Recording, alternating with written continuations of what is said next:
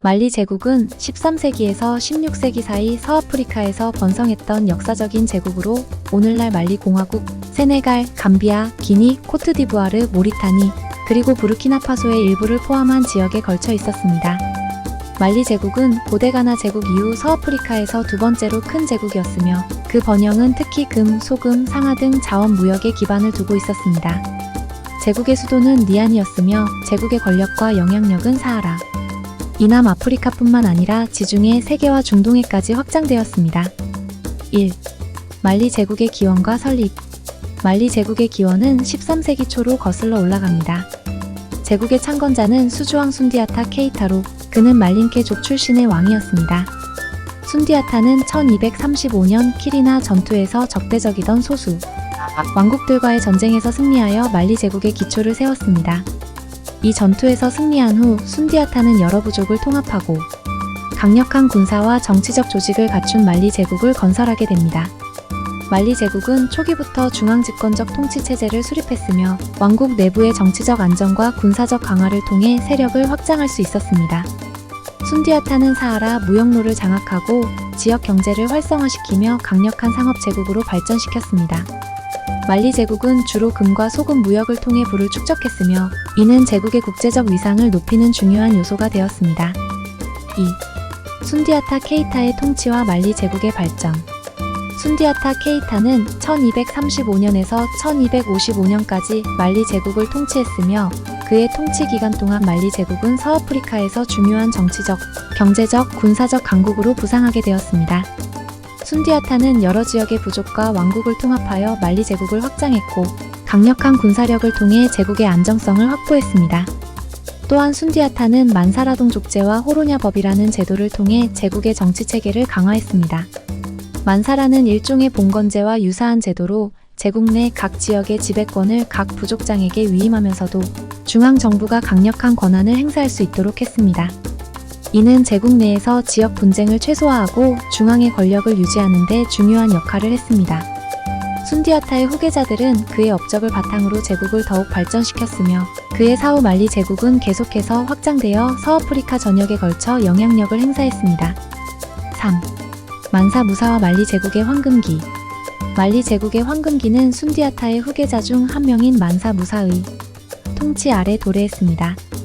만사 무사는 역사상 가장 부유한 인물 중 한 명으로 널리 알려져 있으며 그의 통치 기간 동안 말리 제국은 경제적, 문화적, 군사적 정점에 도달했습니다.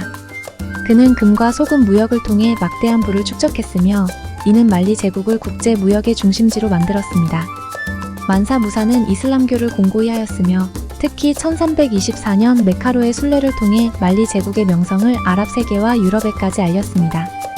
그는 이 순례 동안 엄청난 양의 금을 배포하여 그의 부를 과시했으며 그로 인해 말리 제국은 당시 중동과 북아프리카 그리고 유럽에서 중요한 존재로 인식되기 시작했습니다. 또한 만사 무사는 팀북투를 학문과 문화의 중심지로 발전시키는 데 중요한 역할을 했습니다. 그는 이슬람 학자들과 건축가들을 초청하여 팀북투의 교육기관과 모스크를 설립했으며 팀북투는 이후 서아프리카에서 학문과 종교의 중심지로 자리잡게 되었습니다. 팀북투의 상코레 대학은 이슬람 세계 전역에서 학자들이 모여드는 명문 교육기관으로 발전했습니다. 만사 무사의 통치 기간 동안 말리 제국은 경제적, 군사적 번영을 누렸으며 국제적인 명성을 얻게 되었습니다. 그러나 만사 무사의 사망 이후 말리 제국은 점차 쇠퇴하기 시작했습니다. 4. 말리 제국의 경제와 무역. 말리 제국의 경제는 주로 금과 소금 무역에 의존했습니다. 제국은 서아프리카의 금광을 장악하고 있었으며 이는 제국의 주요 수출품이었습니다. 금은 북아프리카와 중동, 유럽까지 수출되었으며 이를 통해 말리 제국은 막대한 부를 축적했습니다. 또한 소금은 사하라 사막을 가로지르는 상인들에 의해 운반되었으며 말리 제국 내에서는 금과 거의 동등한 가치로 거래되었습니다. 소금은 사하라 이남 지역에서 매우 중요한 자원으로 특히 음식 보존과 같은 실용적인 용도로 사용되었습니다. 말리 제국은 또한 상아, 구리, 노예 등 다양한 자원을 무역했으며 이들 자원은 사하라를 넘나드는 카라반 무역로를 통해 수출되었습니다. 이러한 무역 활동은 말리 제국의 경제적 번영을 뒷받침했으며 이를 통해 제국은 국제적인 상업 네트워크에 깊이 연결될 수 있었습니다. 5. 말리 제국의 문화와 학문. 말리 제국은 강력한 경제력뿐만 아니라 문화적, 학문적 발전에서도 중요한 업적을 남겼습니다. 이슬람교는 제국 내에서 중요한 종교로 자리 잡았으며 이슬람 학문과 문화를 말리 제국 내에 깊이 뿌리내리게 했습니다. 만사 무사의 통치하에서 팀북투는 학문과 지식의 중심지로 번영했으며 이곳의 도서관과 대학은 서아프리카 전역에서 학자들이 모여드는 장소가 되었습니다. 팀북투의 상코레 모스크와 지니 모스크는 말리 제국 내에서 가장 중요한 종교 및 교육시설로 수많은 이슬람 학자들이 이곳에서 교육과 연구를 이어갔습니다.